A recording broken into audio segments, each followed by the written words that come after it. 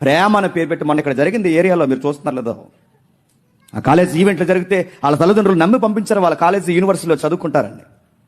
మన seminar start అయింది. ఆ రోజు మన సెమినార్ స్టార్ట్ అయిన తర్వాత సమయంలో వాళ్ళ కార్యక్రమాలు మీరు చూస్తున్నారు లేదు, జంటలుగా తిరుగుతున్నారు. చీకట్లో ఈ ఏరియాలో ఆడపిల్లలు తాగేసి తిరుగుతున్నారు.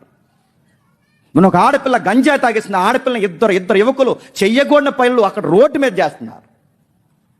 ఇప్పుడు మీ నాన్న తెలియకపోవచ్చు, మీ అమ్మకు తెలియకపోవచ్చు, ఇప్పుడు తెలియకపోవచ్చు. గుర్తుపెట్టుకో, ఎవరికి తెలియకూడదు అనుకుంటో రేపు పొద్దున్న కట్టుకున్న వాడికి తెలుస్తుంది. ఆ రోజు స్టార్ట్ అవుతుంది రగడ. గుర్తుపెట్టుకో, ఈ రోజు నీ ఇష్టానుసారంగా తిరిగేస్తానంటే రేపు పొద్దున్న నీ ఇష్టం వచ్చినట్టు చిత్త కార్తీక కుక్కలాగా ఈదులంటే తిరిగి నీకు మాత్రం ఉత్తమ భార్య వచ్చానంటే ఎట్లా వస్తుంది?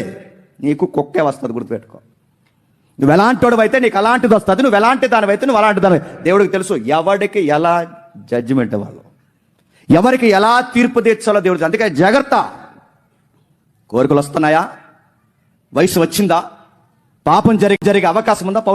పౌలు గారు అన్నమాట ప్రతి వానికి సొంత భార్య ఉండవలను. అదర్ సైడ్ ప్రతి స్త్రీకి సొంత భర్త ఉండవలను. మీ ధర్మములు వివాహాన్ని పట్టికలోనే నెరవేరాలి.